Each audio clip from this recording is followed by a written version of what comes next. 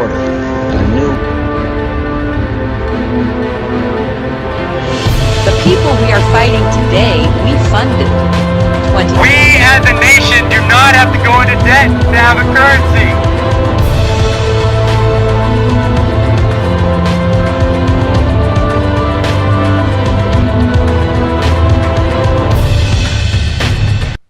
Hello friends, welcome back to the second part of the show. This is We Are Change Fresno TV, broadcasting to you from downtown Fresno, CMAX Studios.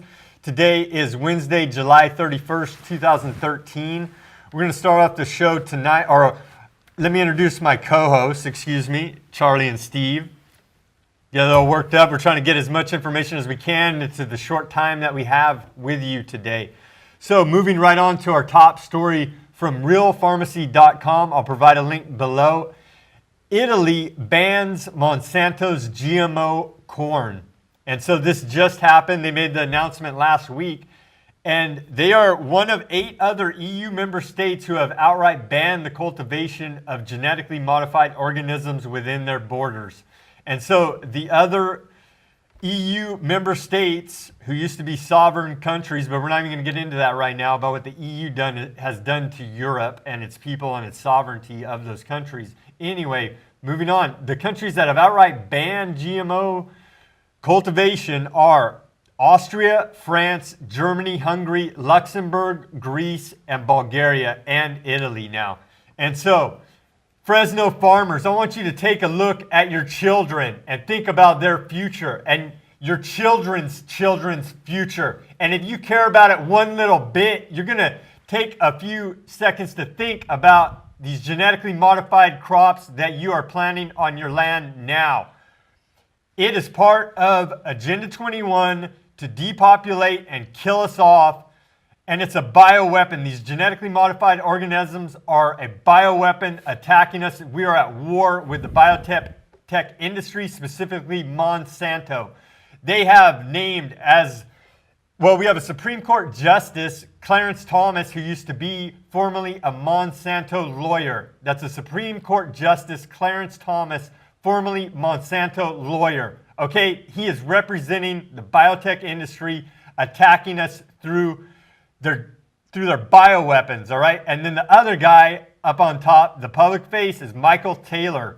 He's the head of the FDA now, former Monsanto vice president. These men are pure evil demons killing me, you, and your children, all right? And so Fresno farmers, you better man up and figure out that your short-term profits now are not worth the future. Man, it makes me so angry.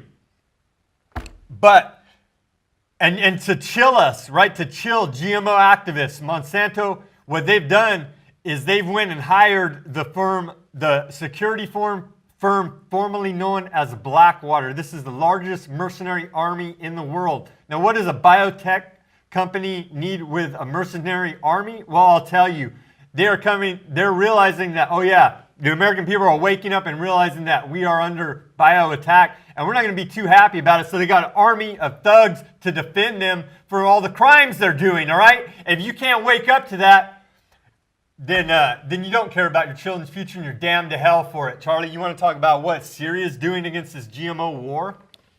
Well, first I would like to start off with, if you guys know anything about what happened in Iraq, one of the first things that we did was enacted over 100 laws, right, that govern those people there. Order 81 was exactly what Sam just said. They went to the farmers and told them, you are not able to use the seeds that you did from last year. So in order to farm now in Iraq, they have to get the genetically modified organisms, which gets them controlled under the Monsanto's bills. The same things that we're fighting here in America, the same thing that they outlawed over there, well, they implemented in Iraq under your name, on your behalf, America. Well, yes, Syria today. Syria is a sovereign nation that doesn't owe no money to any other country or any loan anywhere, and they don't allow GMOs over there neither. See, these genetically modified organisms are really doing harm to their environment. They're doing harm to the bees. They're doing harms to the insects and everything that consumes them. Everything so far that's ate them has died. In the long run, America, we're going to get sick. We're going to get the exact same thing, tumors and cancer, because of these genetically modified organisms. So today, I would ask you guys to start looking up this information about GMOs and to start sharing that information with others. As we start gathering this information and we share it with others, what that does is it educates and empowers the communities. As we educate and empower the communities, we can stop this global tyranny. And if not, we're going to be in deep trouble that we're not in today, because we are in really deep. So in the long run, we have to address these issues, and one of them is the financial crisis, just like the GMOs. So Steve, what happened with this financial? Yeah, so basically I want to just make a comment on basically what Sam was saying. These farmers don't do something about it and take action to stop feeding this sick society, this sick corporation that is using mercenaries, Blackwater, guys with ARs, and this is ridiculous.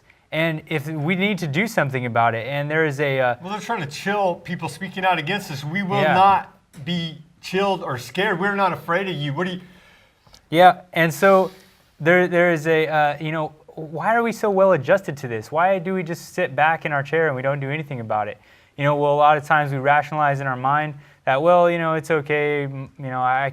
I'm getting by in my life. I got a good paycheck. I got a dog, and I got a wife and 2 kids, and everything seems peachy. And we just adjust to this stuff. And there's a good quote from Johann Wolfgang von Goethe, I believe is a famous philosopher. He said, "It is no measure of health to be well adjusted to a profoundly sick society." So there it is, folks. We are a sick society, and to be adjusted to it does not mean that you are a human being who just adapts and overcomes. We need to overcome this. We don't need to adapt to it. We just need to get over it. We need to put a stop to it at once. Europe's banning it. It's illegal. And Europe is banning it. We have 8 countries: Austria, Bulgaria, and several others. Germany, Hungary, Italy. So we need to catch on, folks. I mean, Europe has its problems, no doubt, but at least they're taking a step in the right direction and doing what is right. They're not laying down to being attacked by bioweapons like Exactly. America is, and that's the bottom line of it. That's it. And so, another thing that we need to put a halt to is this financial terrorism that's going on, okay? And we got these guys in these big banks in every single city that are literally in cooperation with the government, stealing from us, lying to us on a daily basis, and we need to call them out. We're under full-on attack whether you are aware of it or not, and whether you think it affects you or not, it does. Yeah, and so these banks are very instrumental in bringing that GMO corn to your table. These banks are the ones who are financing the companies. These are the banks that have partnerships with these corporations to bring all this stuff to your table, killing you and I. And these 2 guys right here. And why would they do that, Steve? I'll tell you why. Because they're eugenicists. This is their religion, is to kill you. Understand that. Yeah, and I know most of you probably never heard about eugenics. Maybe some of you have. Go check out eugenics. You can do your own research. Sterilizing people in the 1920s and the 30s.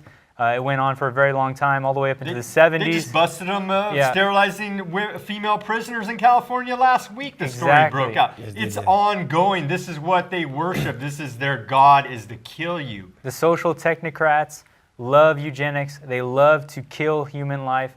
They love to stamp it out and control it and micromanage it and just micromanage everything. The energy they garner off of our suffering is what fuels their demonic spirit. So to go to financial news that we got off of our news aggregator, FresnoForward.com, we got a story: J.P. Morgan penalized for manipulating California electricity prices. And this is a small little article on CalCoastNews.com. This thing should have been front page headlines on every single newspaper in the state of California. Should have been. It's their electricity prices that are getting rigged too, right? Exactly. I mean, the media company's got to pay a PG&E bill too, and they're getting screwed too. You'd think it's in their best interest to report on it. They are so delusional. They won't even report on things that are in their best interest. Well, they're subsidized by the government, so they're state-funded propaganda. Yeah. So I guess makes sense. So here we go, going more on this article, just to read off of it. Energy regulators order J.P. Morgan to pay $410 million in penalties for allegedly manipulating electricity prices in California and the Midwest on Tuesday. The commission reported that J.P. Morgan traders offered to sell electricity at artificially low prices so that electricity companies would put their plants on standby mode. J.P. Morgan would then earn special fees for putting the power plants on standby mode, and later the traders would offer to sell electricity to the plants at higher than market energy prices for last-minute energy need because they were on standby mode, the commission said. So there we go. This commission is already, the Federal Energy Regulatory Commission already determined, yeah, they rigged the market, they price fixed, and nobody's gone to jail.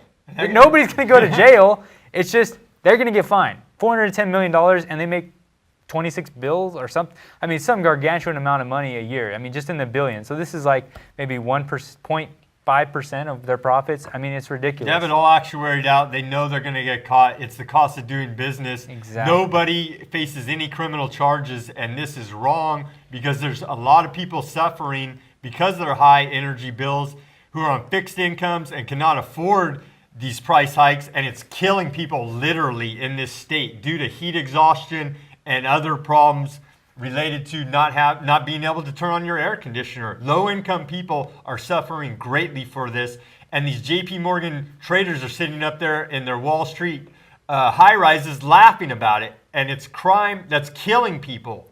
So the solution is take your money out of Chase banks. Yeah. How about that? Yeah. All right?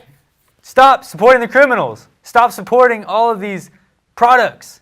Try not to buy GMO corn. Try not to buy Coca-Cola. Try not to buy Pepsi. All this crap that's killing us, all right? Because when we do that, we can take our money elsewhere and take it out of Chase Bank, put it in a Valley Credit Union or something, and don't support these gangsters! Let me say one thing real quick, America. I know it's upsetting. Right here. Thomas Paine says, a long habit of not thinking a thing is wrong gives it a superficial of being right. See, let's look at that quote. He says the long habit of not thinking a thing is wrong. First and foremost, everybody in America knows something's wrong. Everybody knows it. They're ruling. They just got civilly fined in a lawsuit. They have to pay for rigging the markets. I mean, that is what's wrong, right? Yeah. Okay. So we know things are wrong in our country, but does it keep a superficial appearance of being right? No. We know it's not right. But see, if we don't start addressing these issues and we don't start changing these things, we're just passing this responsibility on to our kids. So this information is very valuable that we're trying to share with you guys each and every week. So we ask you guys, please do your homework on these things. We put the search engines at the bottom. Look them up yourself. Don't believe us. Exactly. And so, we do need to be aware of these things that are going on, because back in a time when the media reported news, like maybe in the late 1700s, around 1800s, before it was bought out by the Council on Foreign Relations and Rockefeller, and it was consolidated and controlled, they would report on news like this. It would be front page. This would be front page news. I mean, long time ago. But now we know about, Britney Spears or. We've been conditioned to accept energy market manipulation going back to Enron, right? Yeah. And so Enron, now we just expect it. Oh, you're burning me on my PG&E bill. Well, I expect it. So we've been conditioned to accept it, and we need to break that mind control. Well, that's just the way it is, fellas. Yeah. There's nothing we can do. So on to the next piece of news from Fresno Forward. California media still eager for higher taxes. That's what we're hearing. Yeah, higher taxes. California is going to fix everything. Woo!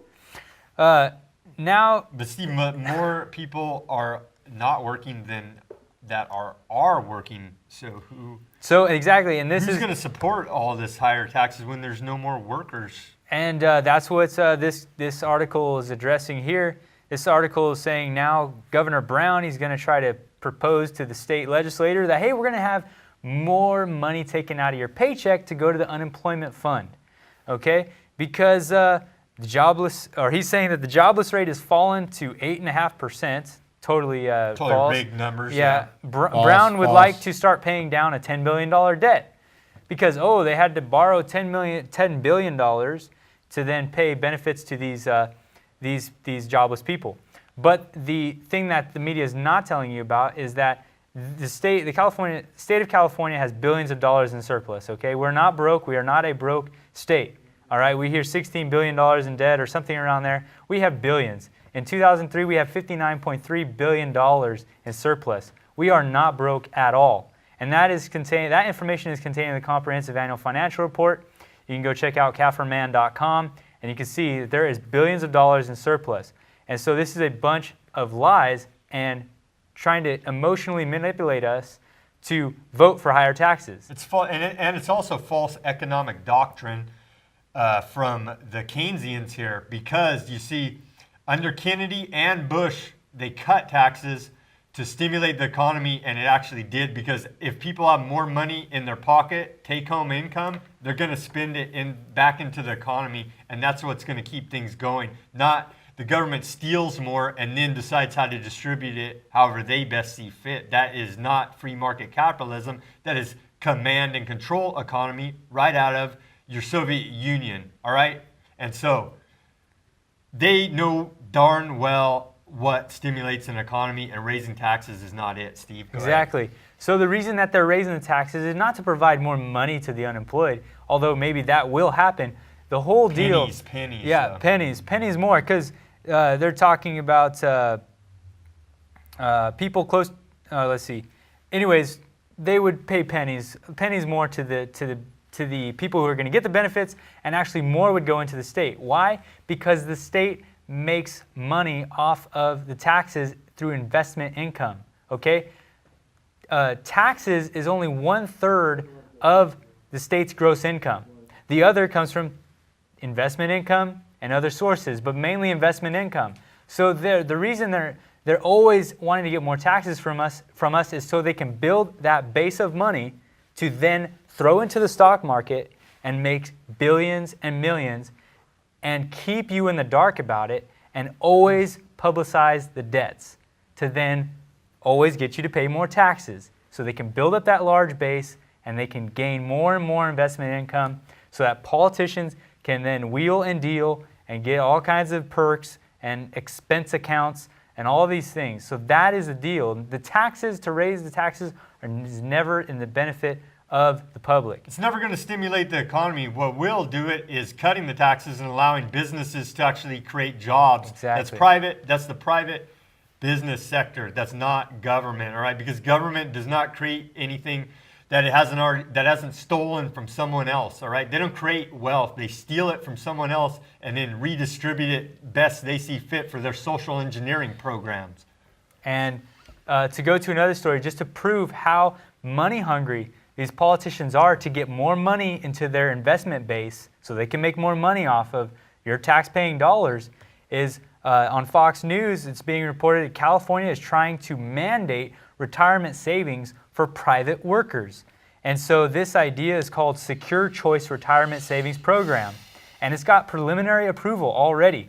And because 6 million Californians, they just don't have a 401k and they don't have a pension fund. So what the state of California is going to do, take more money out of your paycheck, force the employer to do it, and if they don't, they're going to get fined, because it's going to be money that's going to go into an account, and it's going to get billions and billions of dollars in investment income that they're never going to tell you about. And for instance, right now, the California pension plans are so overfunded, taken care of, no big deal. No big deal with the pension funds in California. Over $400 billion in their fund right now. In 2011, they made $75 billion. Their contributions to the pension funds almost pay the payouts. And the investment income keeps on coming in. And they do a lot of tricks to try to get the public to think that, well, the pensions are underfunded by messing with the actuarial projections. But here we have another example of the state of California that knows how this game is played. They've been playing it for 60 plus years, and they're just trying to get more money in their investment base. And just to tell you that, another example of how they're hiding all of this investment income from the public. Well, they lie through omission and the public's ignorance of finance, Steve. I just wanted to mention that. It is. It is. That's how they're getting over on this scam. They're getting over it, and so we're trying to bring this information to you so you can know about it and check it out. last year, July 20th, 2012, the big story, news media reported on it. Oh, the California Park System Department, they found $54 million in surplus. Oh my gosh, where did this come from? And the LA Times reported on it. It said California Park System stashed away nearly $54 million. And then the person who was heading the California Park System, they resigned, and then another assistant got fired. And at least they're firing yeah, somebody. at least they fired him. Probably got promoted at another agency. Yeah, another agency. But Walter Burien, who's been tackling this issue for many years, trying to tell the public that your governments and your cities and your counties are wealthy beyond your wildest imaginations. He wrote an article, said California State CAFR, Comprehensive Annual Financial Report, looked at and the fraud identified. And he said it was his personal opinion that this money, $54 million, was hidden in an advance liability account. Okay, a liability is a debt. So he was saying, well, they just stuck this in a liability account, and they were making investment income elsewhere. And so yeah, it was stuck somewhere, probably in a liability account. And he says that these people getting fired and all this, it's ridiculous because the state attorney is the one who signed off on all this. So it's all a show, is yeah, what it amounts to. it's all just stage show to use fear, the fear-based, trauma-based mind control, and so it's a traumatic event when they come on the news and announce that the parks are going to close because people have memories of taking their kids to the park, and on it goes. They know they're playing us like suckers, all right? Exactly. And so at that time when they were soliciting donations, they're saying, oh, we're broke, and then finds out, oh, you look at the financial report, and guess what? They got $54 million just sitting there in surplus. Okay, and this is happening in all kinds of funds in the state of California. All municipalities all the same municipalities, way. This is out of cities, the Chicago counties. Mafia model. Exactly. From the 1920s. So, we need to learn about the Comprehensive Annual Financial Report. Check out CAFRMAN, that's CAFRMAN.com. Check that out. That man is no longer with us. It is very likely that he was killed because he was making this information available, and he was providing Excel spreadsheets so that you could plug in your own cities, your own schools, your own states, CAFR into a program, and it would give you the surpluses. And shortly after that, he was killed. Like Michael Hastings, something like that? Very similar to Michael Hastings. Him and his son. His son actually lived with him, and they both just, poof, gone. So and Walter Burien was forced to move out of New Jersey now, change his name. His son was taken from him. Yep. And so this information is brought to you at great risk to us. Now, understand, people have already fallen great tragedies due to trying to bring this information to the public, just like Michael Hastings has. Yep. But we're going to continue to do it because somebody has to do it now. You understand? Yep. We as Americans, we've allowed our government to get out of control. We've accepted a country of men, not of laws. And as we did that, these men decided to start taking our country in a different direction. If you look at the Communist Manifesto, everything that our government preaches today, that healthcare is a right, education is a right, citizenship is a right, and all these rights come from the Communist Manifesto. And as we keep adopting communism and socialism in our country, well, you cannot excuse it for being the cancer that it is. See, Thomas Jefferson said, the greatest danger to Americans' freedom is a government that ignores its Constitution. Our government ignores its Constitution with unconstitutional bills, the NDAA, Patriot Act, and going after the internet coming up, executive orders by a president. He shouldn't be doing that, but we allow these things to happen. So we can't expect anything else but the same thing that made other countries fall. And it's just because we've been in this perpetual motion of just accepting these things. We have to come to the bypass in our lives today, because as things as bad as they are, we have to make a difference today. We have to make a change. You have to make this change in your life. So why let them make it for you? If you get the information and you share it with others, like I said before, it empowers the community, empowers the people. We need to bring that power back home. And I promise you, we can change things. We could turn it all around, but it takes a little bit of effort. We're pushing as hard as we can. We're pushing each and every week in a lot of different facets. But we can't do it by ourselves. We need people to stand with us. So check out our meetup page. Yeah. We're gonna change Fresno. Or you can email us, wearechangefresnotv@hushmail.com. And you can send us an email to that email. We'd love to hear from you. If you want to get involved and you want to maybe get involved on this broadcast, try to help us out. If you're a technical person, deal with technical things, or you just want to chat and send us an email, say what's going on, I know about this, or I have a question about this. Researchers. Please, give us something. We work regular jobs. We do this on our off time. So there's people that are retired and you could sit home and you could do research. We love to get that information. If you don't want to be in the front of the camera, well, if you relay that message to us, then we can relay it to the people. You know what I'm saying? So there's something that you can do. There's something for each and every one of us. The battle isn't just for the strong. It's for the vigilant, the active, and the brave. Everybody who can contribute, we need your help today. Stand strong with us. Last thing we're going to mention before we wrap this show up is the new economy is security theater. Okay, that's what they're training. That's what they're training all the new jobs for in Department of Homeland Security, new government jobs. That's what college universities are giving people degrees in, is the secret spy, Stasi new economy, right? And part of that is InfraGard, right?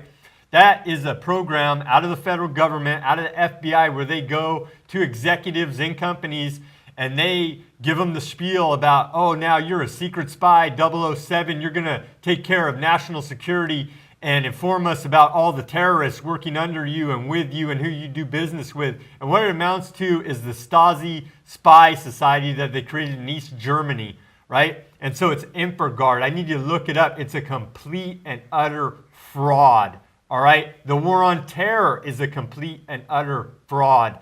It is security theater, and we see Janet Napolitano now coming in as the head of the University of California to head the security theater fraud. Is how far our economy is gone. We no longer manufacture anything, or at a very minute level compared to a real, healthy, functioning economy that grows.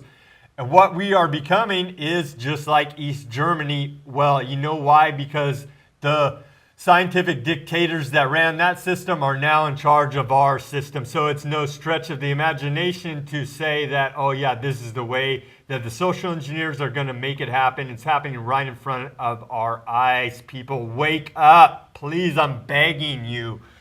You have some last words, Steve and Charlie, before we end the show? Yeah, I always hear, yeah, this information is true. Or I hear, yeah, wow, that's amazing. But what are we going to do about it? And it's like, well, we need to change, okay? We ourselves, we need to start to change here with ourselves, because at the end of the day, we buy things. We're a consumer. And these corporations, they always look at us and what our spending habits and what we're spending our money on. And we need to change ourselves and how we act in this society. And that's what I got to say. I would say that when we meet our Creator, each and every one of us, He's going to judge us by our actions and by our deeds. Not just your good deeds of going to church and paying your dues, but on what you're doing today in society. Because right now, we're in a lot of trouble, people, but we need to make a change. We need to make a difference. And I promise you, we can see it in our lifetimes, but it's going to take a lot of hard work, because they did this for a very long time. These people think in the long term, and we need to start thinking in the long term too. So let's do this for our kids.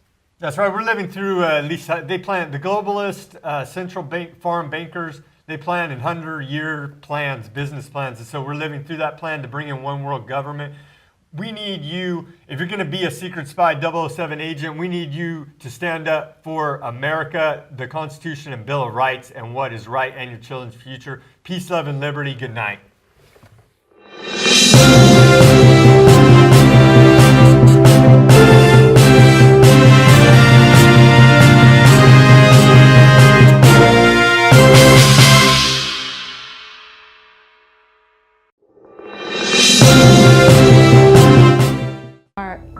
particularly more sensitive to GMOs for several reasons than adults. Number one is they have higher metabolic rates. They metabolize food quicker. They need more food, and their cells are changing quicker. They are growing rapidly, so they have a higher cell turnover. They have higher metabolic rates, higher respiratory rates, so they require more nutrition. They eat more. And number two is that children are more sensitive to smaller doses of toxins than adults. We don't respond to toxins the same way. Their immune system is not prepared for it. They're not able to digest properly. They don't have the enzymes available to them. They don't have their gut bacteria completely developed yet. The question of this bioaccumulation of toxins might be higher in their bodies. They have a smaller body mass.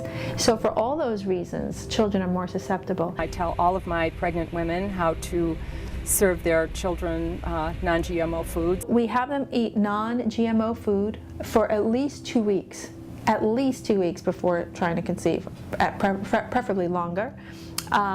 Because we know that if mom doesn't, that any gene changes that can be passed on to the baby can be passed on to future generations, and it's a new field of genetics called epigenetics, and that's what I'm worried about. That I thought in the old genetic days, we thought that genes weren't so mutable, and we now know that's not true. That they can change expression and quickly, and it's passed on. If the mother eats the genetically engineered foods, it is going to affect the development and the growth of her child. It's one more factor to throw into the uterine fluid that is not good, and it will cause disaster in time.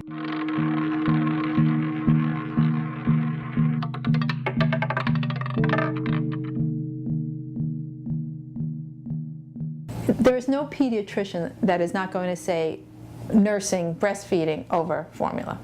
Let's be clear. So we're all breastfeeding. I've never met a pediatrician who said don't breastfeed in my career. So breastfeeding, and then again breastfeeding. Now, in certain moms, they can't. So those babies will go on formula.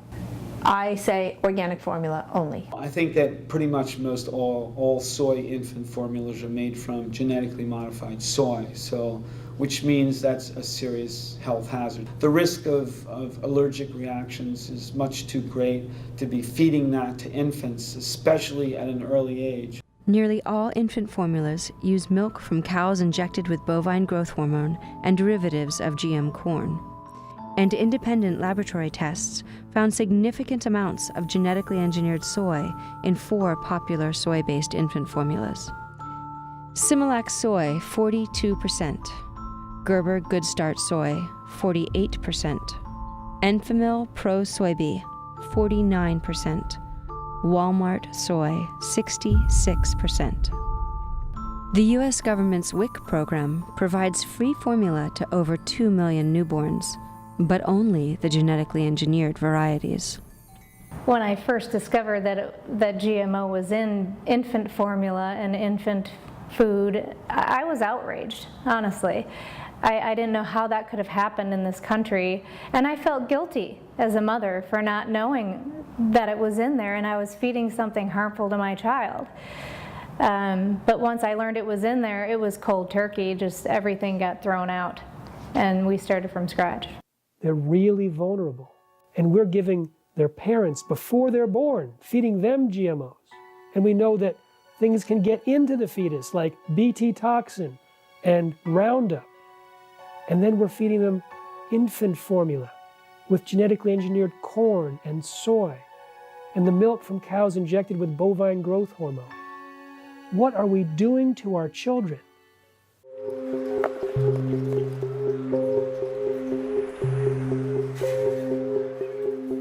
We're just being told it's probably the best technology out there to feed the world, and that's not even true. So I'm not even sure why we have to have GMO.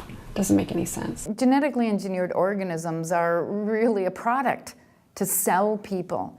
And unless there's a company trying to push a product like that and gain money, there's no point in it, because all of us can get along just fine without genetically engineered organisms. There's always a better way to achieve the same end that any genetically engineered organism is trying to do for you. There's a better way when we understand how nature does it. It's less expensive, it doesn't take so much work, and you're not destroying the environment at the same time. I would say that we've had a huge lie perpetuated upon us by the multinational corporations, making us believe that the GMO is the way to feed the future. It is not. It is a bad idea because we don't know the adverse effects on health. It is not worth a slight increase in crop production or longevity on the shelf in order to sacrifice that for human health. We really are at a period in human history where just because science can do something doesn't mean that science should do something. We planted GMOs, Roundup Ready cotton in 2005, 2006, about 1,000 acres. Thought it was going to be an excellent way to remedy our high fuel costs, labor. That was before I started reading the bag on the cottonseed. There's all 7, 8 different warning labels. Don't touch it, don't put it in your mouth, don't do this, run to the doctor, call this number. And I'm sitting there thinking, what am I planting? What am I actually putting in the earth? I'm trying to save a little bit of fuel. I was adding to the problem. I was adding to this toxic recipe that is creating the need for more chemicals. I mean, that's the solution that we're throwing at all of our problems in agriculture, and we wonder why we have more problems. The system has done a very, very good job of educating people into the need for GMO grains because we can't feed the world. It's just the opposite. I've just finished the season in my community where we're running trials and putting in test plots for corn.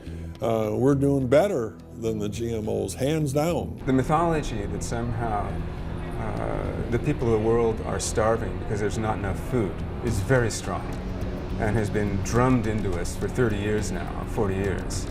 In fact, there's over 1.5 times more food on the planet than we need for every man, woman, and child. Even Josette Sheehan of the World Food Program admitted at the height of the food crisis that the problem wasn't lack of food. There's plenty of food. People couldn't afford it. I was at a conference of some of the experts who actually know how to feed the world. And we had Secretary Vilsack there speak to us. And when he started talking about how GMOs could feed the world, he was actually booed and hissed by these experts. The evidence does not exist to support the claim that GMOs are going to be the way forward to feed the world in a way that's sustainable and equitable in the future. The world can feed itself. The world has always fed itself. The world has enough food. Due to corruption, people may not be getting food, but there's plenty of food. Monsanto's whole drive to create GMOs is a disaster in front of us now. The world can get rid of it. The world should get rid of it. The sooner the better, now.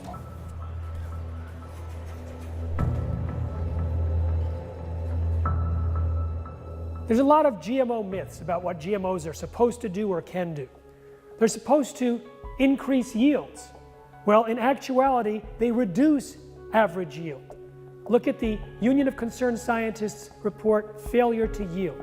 There have been studies done on millions of farms in developing nations showing an average increase of yield of 79% for sustainable techniques, not for GMOs. In the United States, GMOs grown side by side with organic show no difference for soy and corn, except in times of drought where the organic outperforms the GMOs. They also say that GMOs are supposed to increase farmer profit. Well, that's not true. Essentially all of the independent studies, and by that I mean a study not paid for directly or indirectly by the biotech industry, all independent studies conclude that GM technology has been close to an economic wash. They said GMOs would increase U.S. exports. The opposite happened. We lost 99% of our corn exports to Europe. The biotech industry has claimed for years that herbicide-tolerant crops reduce the pounds of herbicides applied. And while that's true for the first few years after a new herbicide-tolerant crop variety is introduced, after a few years there's shifts in weeds and the beginning of resistance emerges, and we see a steady incremental rise in herbicide use. A study found that 323 million more pounds of pesticides have been applied on genetically engineered crops compared to their non-engineered counterparts in the U.S. We've got 10,000 acres of cotton in Georgia that are now resistant to all herbicides, including glyphosate. So guess how they're controlling them? They're having to use machetes. Glyphosate's no longer working, so now they want to get crops that are engineered with 2,4-D. For those of you that are too young to know that, that was one of the components of Agent Orange, so that's not a benign herbicide. There is so much increase in the use of Roundup. It's now found by the U.S. Geological Survey in 60 to 100% of the air samples, the rain samples, and the water samples. It's in the urine of city dwellers. It's in the blood of pregnant women. It's in their fetuses. It's everywhere. It's a scam. This is a money-making scam for these billion-dollar corporations. It's not going to improve our quality of life. It's not going to improve anything that happens within nature. It's not about feeding the world. It's not about the blind will see and the lame shall walk. It's about chemical companies selling chemicals. When I heard the Monsanto master plan, I was stunned. The goal of Monsanto was to replace all natural seed, to have all global agriculture completely driven by genetically modified seed, and to create a market for the chemicals associated with those genetically modified seed. There was no sense of nature. There was discussion of how to eliminate natural seed. When I get in discussions with people, they say, well, the government reviewed them, the government's approved them, there were mountains of studies done. They couldn't have gotten it that wrong, and if it was so bad, somebody would speak up about it. But in reality, the few people that have spoken up about it have paid a high personal and professional price for it. The attacks on people who have raised questions about this technology are very well covered. They're no secret, and they've had a very chilling effect on the willingness of other scientists to even want to carry out the work.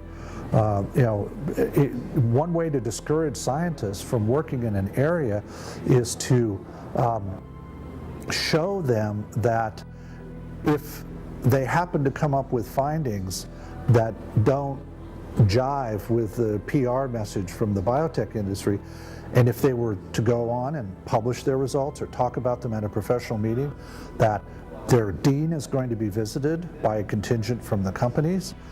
Politicians at the state level will be visited and said, gee, you know what's going on in the agronomy department at the university? There's this professor, he's out to hurt your farmers.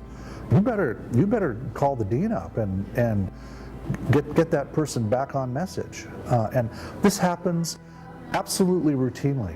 And quite frankly, because of the direct investments of these companies in our universities, new professors know very well that if you expect to get tenure, don't do any negative research on GMOs. When I spoke to the United Nations about the dangers of genetically engineered organisms, and then I returned to my department at Oregon State University, I soon afterwards received a letter from a past president of Oregon State University, basically saying that if you didn't believe in the technology, if you weren't heart and soul into this industry, this technology, that you really didn't belong at Oregon State University. It's just remarkable the degree to which a single company has been able to dominate what gets discussed, how it's discussed, and who is willing to participate in that debate. Researchers have a hard time getting a hold of seeds in order to carry out research because Monsanto, Syngenta, and DuPont will not give the seeds away for research. They keep the seeds, they do their own research, which supports their own industrial objectives. So it's very difficult to do research, and then once it's done, it's very hard to get out there.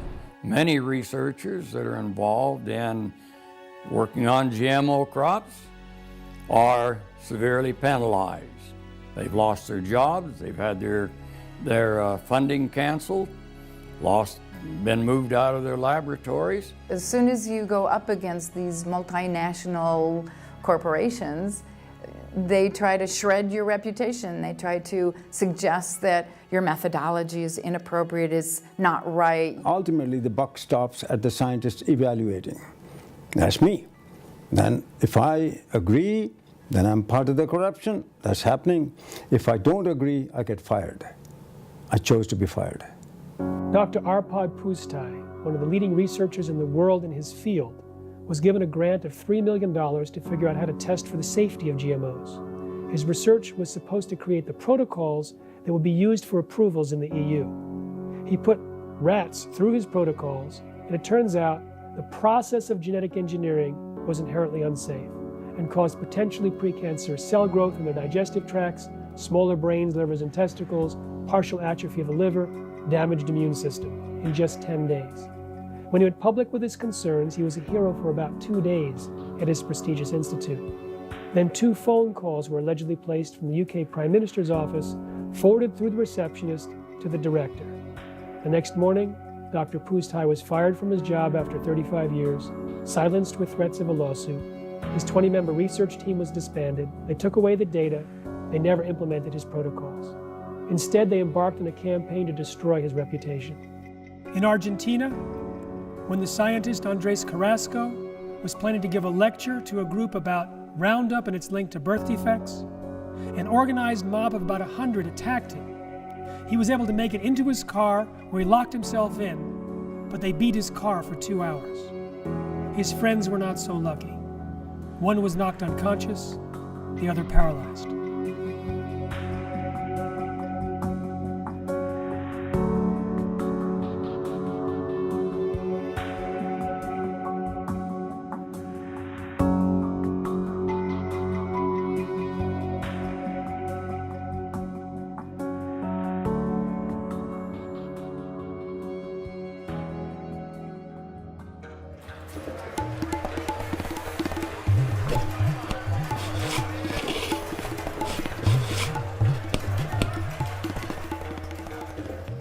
Monsanto talks about feeding the world. This is their PR concoction. Let's take a look at what's happening in India. They took over the cottonseed industry and are forcing millions of farmers to plant their Bt cotton. Now, cotton is engineered to produce an insecticide which breaks open the stomach of insects and kills them. The normal natural Bt is found in soil bacteria. When that's used as a spray, in the Pacific Northwest, for example, for gypsy moths, about 500 people complained of allergic and flu-like symptoms. Some had to go to the hospital. Now in India, thousands of workers are complaining of the same symptoms. Many are getting rashes, and many are itching. Farmers have been complaining that they have itching. When they grow, they go to pluck, they have itching sensation. ఈ బీటీలో పనిచేసే ఎవరైతే కూలీలు ఉన్నారో వాళ్ళకి ఆ పని చేసేటప్పుడు allergies రావటం మేము గమనించడం జరిగింది. అదే నాన్ బీటీలో పనిచేసే వారికి అందులో ఎలర్జీస్ అనేటివి ఏమి రాదు. In India, they allow animals to graze on the cotton plants after harvest. They've had no problem for years. When they introduced Bt cotton, however, they noticed that thousands of animals got sick and thousands died. There's a small organization called Deccan Development Society that pleaded with the government to do tests on the Bt cotton to see if it was causing the animal deaths. They went to the government, they didn't follow through. They went to universities, they didn't do anything. So DDS did the study itself. They took 9 sheep. 6 were eating either Bolgard 1 or Bolgard 2 Bt cotton, 3 non-GMO cotton plants. So within a month, all the animals which ate on Bolgard 1, Bolgard 2, they died. And the animals which ate on non-Bt, non-pestle managed cotton are still alive and are still active. I visited a village in Andhra Pradesh. They had allowed their buffalo to graze on cotton plants after harvest for years without a problem. They allowed their 13 buffalo to graze on Bt cotton plants for a single day. Within 3 days, all 13 buffalo were dead. We know that the crops that are genetically engineered have unpredicted side effects. This can not only affect health, but also the agronomic properties. The Bt cotton grown in India is extremely unreliable. Sometimes it works, sometimes it doesn't. But there they have no safety net. Millions of farmers have invested money in the more expensive seeds and associated chemicals. Many have borrowed heavily at high interests. When the cotton doesn't work out, many of these farmers cannot even pay back their high interest loans. The number of farmer suicides as a result is astounding. High-cost seed with unreliable performance is what is getting farmers into debt, and debt is what is causing the farm suicides. All our studies over the last decade show that the suicides are concentrated in the cotton areas, and in cotton, much higher suicides in the BT cotton belt. My assessment is 250,000 farm suicides in this country, of which at least 3/4 is BT land.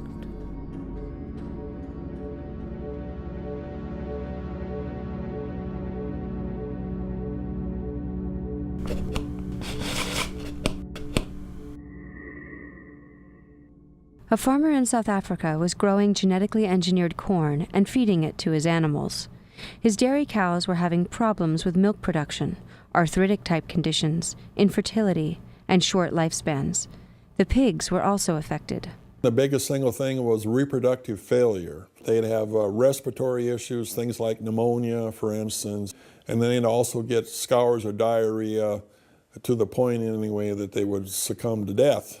They would be cannibalistic. They would literally eat the tails right off each other. You know, Dr. Scow, he said, "You've told me so many things, we've discussed so many things. Can you narrow it down to just one simple thing I can go home and do?" And I says, "Yeah, very easily to do." I says, "Go home and never, ever put another GMO product on your farm." After growing non-GMO corn and feeding it to his animals, within a few weeks, the health problems disappeared. So he went along for about 5-6 months until he ran out of his feed supply. And guess what? The only feed available was, again, GMO-based feeds. The dairy herd within 60 days was right back in the same mess it was before. The swine herd took about 3 months, and they were right back in the same predicament that they were before. In South Africa, corn is the staple, eaten 3 times a day. The 50 to 60 workers on this farm were eating only the GM corn grown there. They were likely eating more genetically engineered food each day than any group in the world. The health issues that they was running into was things like upper respiratory, colds, runny noses, just an achy feeling similar to like having the flu, and headaches, severe headaches. About once or twice a month, he'd have one of his laborers come to him, and these were not older people, these were younger people in their mid-20s through mid-40s. And he'd notice one very dramatic thing. He'd see the individual, and they'd be talking and looking at each other in the eye, and one eye would go this way, and at the same time the other eye would go this way, so they didn't track, like turning one way or the other. Now, when he noticed that, or that occurred, normally that person would be dead within 24 to 48 hours after seeing that particular symptom. When the farmer harvested non-GMO corn for his animals, the workers also switched to non-GMO corn. His labor force had cleared up completely of the health issues they were having while they were on the non-GMO. And then he ran out. It took about 30 to 40 days, and they were right back in the same predicament as before. Since then, I've heard from him a time or two, and he says now he has all non-GMO, and thanked me for the advice of never planting another GMO.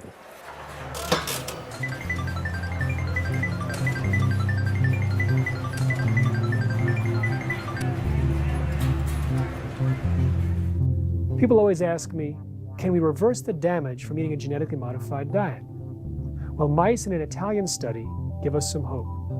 They were fed genetically modified soy for 8 months and showed damage to their livers, pancreas, and testicles. But when they were put on a non-GM soy diet for the next month, a lot of the problems reversed. When we teach doctors in this country and other countries about the importance of diet, one of the key factors that we teach is avoid all GMO foods. One thing that's consistent in every single patient is removal of GMOs. I've had a lot of different patients come in with various stages of chronic disease. That's what I specialize in, sort of these complex cases. And by changing the diet around, changing their nutritional status, a lot of the things that they come in with literally just go away. Of course, GMO isn't the only thing that I do. I would never just do that. I use whatever works for patients individually. We look at what they're eating, and we take out the genetically modified foods and the industry foods, and they all get better. So it pretty much takes from 2 days to 2 to 3 months, and some people continue to recover over a couple of years, but it never doesn't work.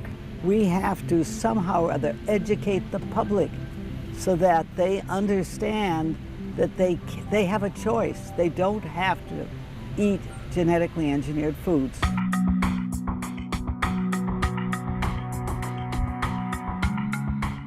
There are only 9 genetically modified food crops, but their derivatives are found in over 70% of the foods in the supermarket, particularly the processed foods. There are 4 ways to avoid GMOs. Buy organic, buy products that say non-GMO, buy products listed in our non-GMO shopping guide, or avoid the at-risk ingredients altogether. Principally soy, corn, cottonseed oil, canola oil, and sugar from sugar beets. Most of those crops are genetically engineered.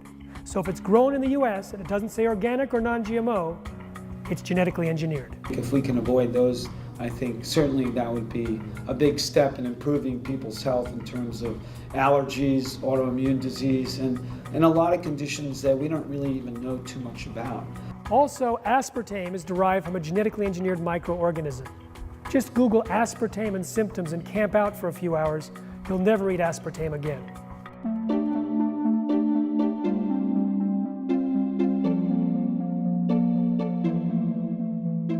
When people hear about the health dangers of GMOs, the first thing they want to do is avoid them. Millions of people are trying to avoid GMOs, and we make it easier for you. Go to non-GMOshoppingguide.com and find thousands of products that have been verified as non-GMO. Or download the free iPhone application, Shop No GMO, or get our booklet. It makes it much easier for you to shop for healthier non-GMO products. And we're very thankful for the organizations that are now certifying products that are non-GMO so that we can have that assurance that we're buying something that we support. And when you look for non-GMO labels, look for Non-GMO Project Verified. They're a third-party verifier, and they back up the claims that companies make. The Non-GMO Project is a nonprofit organization that's committed to preserving a non-GMO food supply, educating consumers about the GMO issue, and providing verified non-GMO choices. In the last year, sales of Non-GMO Project verified products have gone from $348 million to over $1.2 billion. So the growth is incredible. It's 219% growth, and that's because so many more brands are enrolling, because so many more consumers are asking for it. We have close to 400 brands that have enrolled in the Non-GMO Project, 6,000 products at this point, 4,000 of them are verified. And the commitment of these companies is coming from consumer demand. People are asking for non-GMO choices. They don't want to be part of the GMO experiment. They don't want to feed GMOs to their families. And companies in the organic and natural products industry are really stepping up by getting their products verified and getting them labeled so that people can opt out of the GMO experiment. Currently, there are no legal requirements in the U.S. to label a product containing GMOs. The failure to disclose in this, to me, is the real issue. Europe labels these things, Australia labels these things, Asia labels these things, and yet here in the U.S. we've all just been blissfully ignorant. I have a problem with that because it's not in the best interest of my family. It's hard enough as a mom to have to go in and read every label. Your time's limited, and you really have to be knowledgeable about it. It should have been in there all along. I feel like we were tricked. We're all part of a large, uncontrolled experiment, and we aren't getting answers because we don't know who's eating genetically engineered food and who isn't. So we have no way to do the studies. I suspect that this is the intention of the manufacturer. Let's so confuse the situation that no liability could ever be ascertained, even if there is a big problem. Right now there are about 5 million kids with food allergies, and there's no way of knowing what is in the food that you're feeding your child unless it's labeled. These products are on the shelf before you even know they are, and now they're in everything. I don't want to be a human lab rat, and I certainly don't want my 2-year-old daughter to be a human lab rat. So if there is no problem with GMO food, then why don't we just label it? If it's not a problem, I say label it. And so that is